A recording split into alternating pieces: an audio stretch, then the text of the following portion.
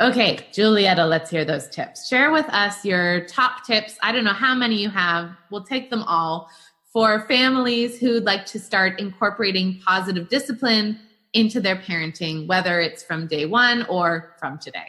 So definitely the connection before correction, I think, is key. Even with my little infant, as I'm going to wipe her down from her messy cereal, I just went right in and just rubbed her face and pulled her out of the high chair. She's pissed. As much as I can have a little sweet smile and sing a little song, that connection piece is just as important as it is with my older children and with my own mom or my husband, So that is, I think, just a nice reminder always, is that connection before correction.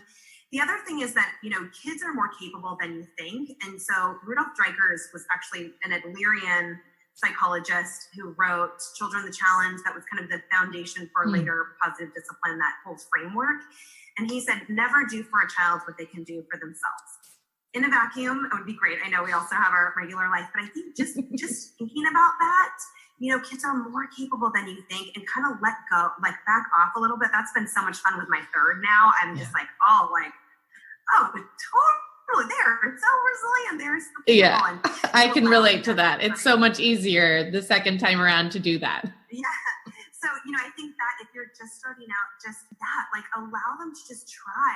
Just, instead of being so hands-on, just back off and just watch them thrive and then come in. So raise the bar higher, I would say. Kids are just way more capable than you think.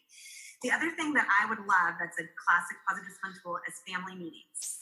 So if you can start this on day one with this last baby, we had one when she was 4 days old, and it was just the sweetest thing. So it doesn't matter if you're a family of two, if it's just you and your little one as a single parent, if it's you and your parenting partner want to start when you're pregnant. We started when my oldest was 6 months in her high chair. So just this idea of weekly coming together, having compliments, having that sense of encouragement for problem solving, and having this beautiful exchange of language and communication and modeling.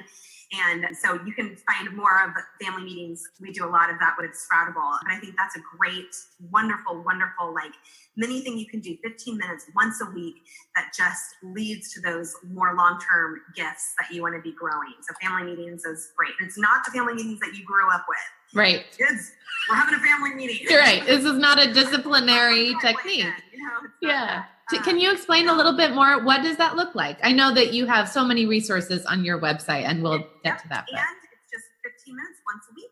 You get together. Everybody gives everybody a compliment. So even if your little infant and toddler or 2-year-olds can barely talk, they can do sign language. They can say thank you, or you give them the voice. You're saying thank you, Papa, for doing the laundry this week. Or thank you, Mom, for taking me to the park.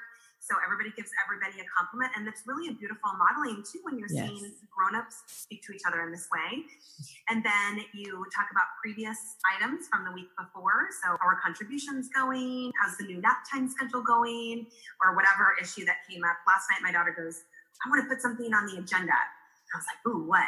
She goes, when you are done when the toilet paper roll is out, people need to change the toilet paper. I was like, that is a great item to put on the agenda.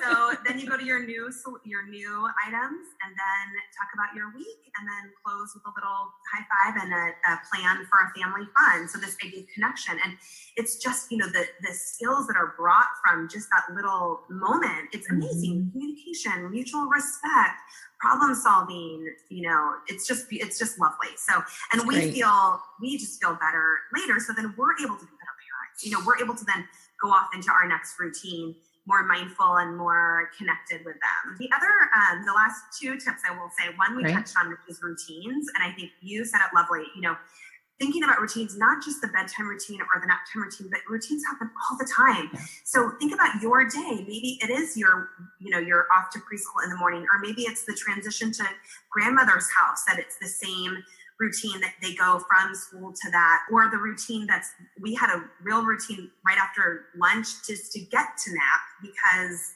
there were so many steps involved in that. Kids need to have it sliced thinner and thinner and thinner. So just being explicit about what comes next. It doesn't have to look like Martha Stewart, but have a little visual for kids so that they thank you. That they feel like, and they take ownership of that. Yeah. So you're saying, what's next in your routine? What are you going to do after this? What books are you picking out for your routine? How are you going to get out of the bath tonight so that it's not, because I think a lot of times parents just do limited choices as their only tool all day long. And the kids have like choices coming out of their ears, but when you just keep it within the routine, then you can sprinkle in the other techniques of asking versus telling, or having those limited choices, or having the fun little connection, but under that framework. So taking time for training is key, and practicing, and then shifting around. So I think that is often most helpful for parents that I work with in a coaching setting, when we just help refresh their routine. Sometimes we're stuck with the same one from when they were 18 months old, and now they're 22 months. They need a new one, Yeah, so refresh your routines. And then the last piece I would say is this encouragement and growth mindset. So as we talked about earlier, just changing your language to change their behavior. So using the language, I notice you're so focused on that puzzle right now, or I see you're trying to pull your pants up, or, my little one that's just trying to walk, you're standing. I have no judgment. I'm not saying good girl. I'm not, none of that. It's just this like holding space for their effort and for their own intrinsic motivation and sense of self. So I think those are I would say, get that going. I wanted to say one more thing about routines. Yes, go ahead. As a depleted mom afraid, that also modeling our own routines. So having self-care is part of that, or whatever that can look like. I think, it's that modeling piece of, if we want them to have these long-term gifts, they're going to learn it from our modeling. So yes. I think so much of what you have said today is all about modeling to them what we want them to connect and do back to us, right? And whether that is using language that's about, how they are expressing their emotions, or how we are expressing our emotions, how we talk to each other as a family, how we get through the day.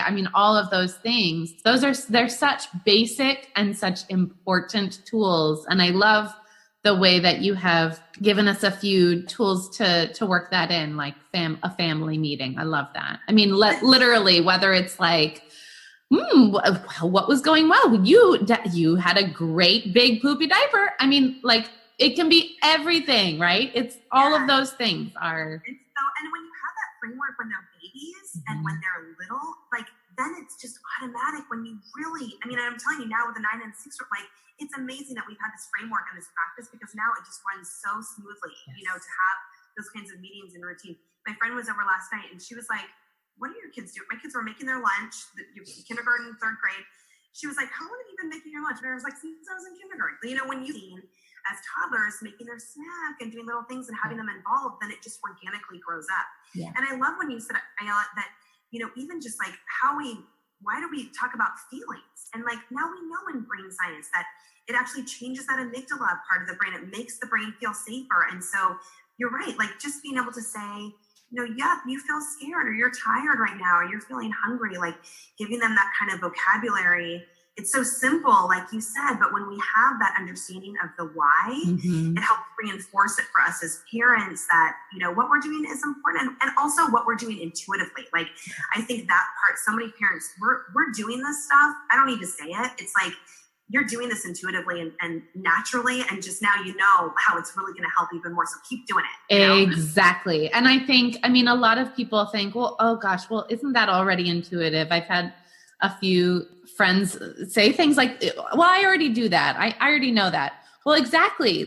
And now when you have the information about the brain science and about the developmental research and why to do it, then it incentivizes you to do it more and to get into that habit, I think.